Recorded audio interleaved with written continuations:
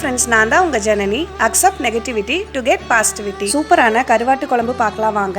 கடாய் வச்சுட்டு எண்ணெய் விட்டுட்டு சின்ன வெங்காயம் 1 கப், 3 தக்காளி, முடி தேங்காய், 1 துண்டு இஞ்சி, 4-5 பல் பூண்டு, தனி மிளகாய் தூள், கொத்தமல்லி தூள், குழம்பு மிளகாய் தூள் 1 ஸ்பூன் போட்டுக்கோங்க. மஞ்சள் தூள் 1/4 ஸ்பூன். எல்லாம் கலந்துட்டு ஆறுனதும் நைஸான பேஸ்டா அரைச்சு எடுத்துக்கோங்க. கடாய் வச்சுட்டு எண்ணெய் விட்டுட்டு கடுகு, வெங்காயம், கருவேப்பிலை சேர்த்துக்கோங்க. 4 கீறின கத்திரிக்காய் சேர்த்துக்கோங்க.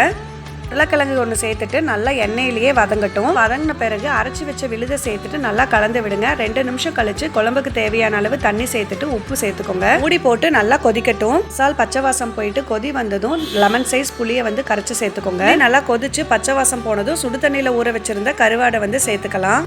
குழம்பு திக்காயிட்டு எண்ணெய் பிரிஞ்சு வந்ததும் கொத்தமல்லி தழை தூவி இறக்குனா சூப்பரான கருவாட்டு குழம்பு ரெடி. இதே மெத்தட்ல கருவாட்டுக்கு பதிலாக வெண்டைக்காய், பாவக்காய், முட்டைக்காய் கூட சேர்த்து செய்யலாம். கண்டிப்பாக ட்ரை பண்ணுங்க. மறக்காம சப்ஸ்கிரைப் பண்ணிடுங்க. நாளைக்கு ஒரு சூப்பரான வீடியோவில் பார்க்கலாம். Thank you friends.